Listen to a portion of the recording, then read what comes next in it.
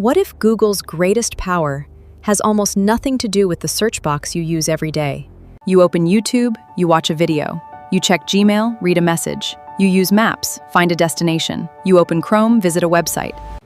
For more than 2 decades, Google has looked deceptively simple.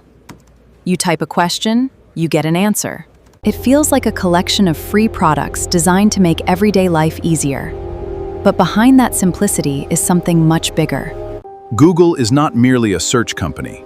It is the front door to a massive digital economy, a system that sits between consumers, and the most fascinating part is that many people use pieces of this machine without realizing how deeply those pieces are connected. In the late 1990s, Google was almost an outsider.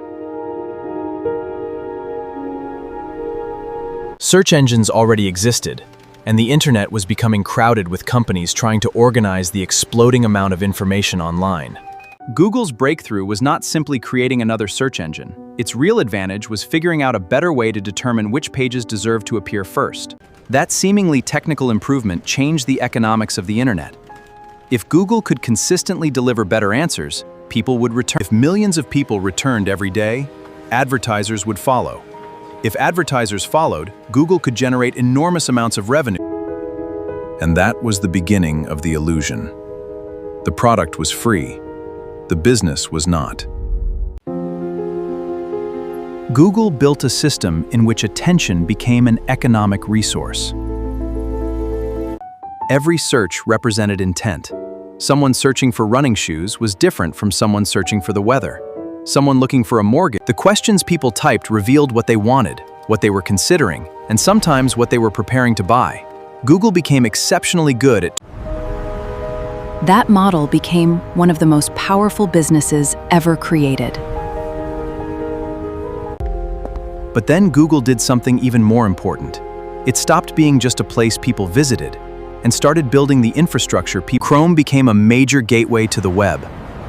Android placed Google services at the center of billions of smartphones. Gmail became a daily communication tool. Maps became a navigation layer for physical life. YouTube became the world's enormous. Each product could stand alone. Together, they became an ecosystem. And ecosystems are powerful because leaving one part does not necessarily mean leaving the whole system. A person might search on Google, watch the resulting video on YouTube, open a website through Chrome, navigate to a business using Maps, communicate. The user sees separate products. The company sees a connected network. That network became one of Google's greatest advantages. It allowed the company to occupy multiple moments of a person's digital life without. Google was no longer simply answering questions. It was becoming part of the infrastructure through which people experience the internet. But another transformation was happening. The internet was moving from computers to phones, from websites to apps, and toward. Google had to make sure it remained important during every transition. Android helped protect its position in mobile. YouTube gave Google an enormous position in digital video. Google Cloud gave the company a place in the infrastructure business that powers modern software. And artificial intelligence became the next battlefield. For years, Google had been investing heavily in machine learning and AI research. It acquired DeepMind, developed powerful research systems, and many of the technologies that later became central to the AI boom had roots in research happening long before generative AI became a house. Then the world changed. Chatbots arrived. Suddenly, the question was no longer simply, where do I find information? It became, can a machine give me the answer directly? That was a potential threat to the old search model. For decades, Google had been extremely successful at sending people from a search. That created a huge advertising ecosystem. But an AI system, capable of answering questions directly, could reduce the number of traditional searches and potentially change how digital advertising works. Google had enormous resources, extraordinary engineering talent, huge amounts of computing infrastructure, and some of the world's Yet having all the pieces does not automatically mean you can transform them quickly. The company had to protect its existing business while simultaneously adapting to a new technology that could disrupt the very behavior its business depended upon. And this is where Google's story becomes much more complicated. Because the biggest threat to an empire is not always a competitor. Sometimes it is the possibility that the rules of the game are changing.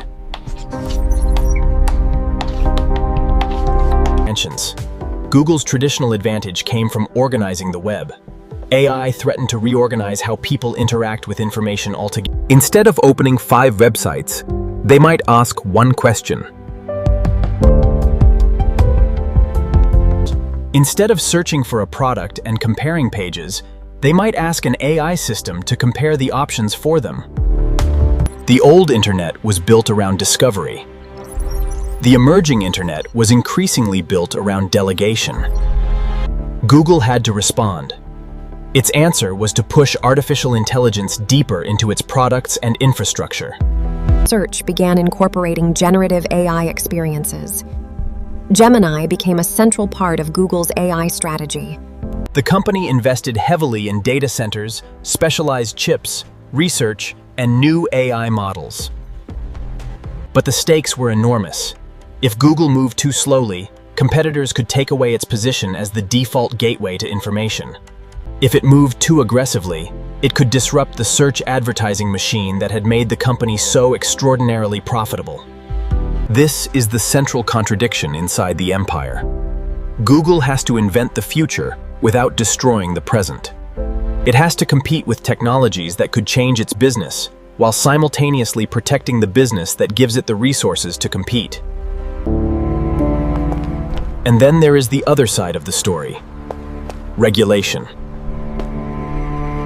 For years, governments and regulators around the world have questioned Google's influence over search, advertising, mobile platforms, and digital markets. Antitrust investigations and lawsuits have challenged whether Google's scale and business practices create unfair advantages or make it harder for competitors to survive. That matters because size changes the meaning of competition.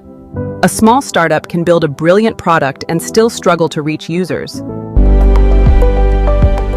Google already has billions of users across multiple platforms, massive distribution, massive infrastructure, That does not automatically prove wrongdoing.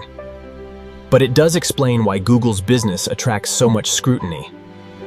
Connectivity is reshaping how we live and work, empowering individuals across every generation.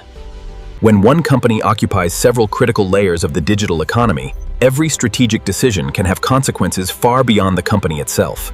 And that brings us to the hidden empire. The most valuable part of Google may not be any single product. It may be the connections between them. Chrome connects people to the web. Maps connects people to physical locations. Cloud connects businesses to computing infrastructure. AI connects all of these systems through a new interface for knowledge and productivity. Advertising connects the attention generated by the ecosystem to revenue. The power comes from the network. Imagine removing one piece at a time. Take away YouTube, and Google remains enormous. Take away Android, and Google still has search, advertising, cloud, AI, and other businesses. But together, these pieces create something much harder to replicate. That is why Google's empire can be misunderstood. People often think of Google as a company that sells advertisements around a search engine. That description is increasingly too small. Google has become a global technology infrastructure company whose products influence how people find information, communicate, travel. And there is a deeper lesson hidden inside the company's rise. The world's most powerful businesses do not always dominate because they sell the most expensive product. Sometimes they dominate because they become the easiest habit to repeat. Summarize the key findings from the market research document I was reviewing earlier. And when a service becomes a habit for billions of people, the economic value can become extraordinary. But every empire has a weakness. The same scale that creates power can create complexity. The same ecosystem that protects a company can attract regulators. The same legacy business that produces billions can make radical change more dangerous. And the same dominance that once looked like an unbeatable advantage can become a target for every new competitor and every new technology. Artificial intelligence may ultimately strengthen Google's empire, or it may force the company to rebuild the machine that made it powerful in the first place. That is the real story behind Google's trillion-dollar rise. It was never just about building the world's most popular search engine. It was about controlling the pathways through which people discover information, businesses reach customers, creators reach audiences, and increasingly, machines deliver answers. The search box was only the visible part. Behind it was an ecosystem. Behind the ecosystem was an advertising engine.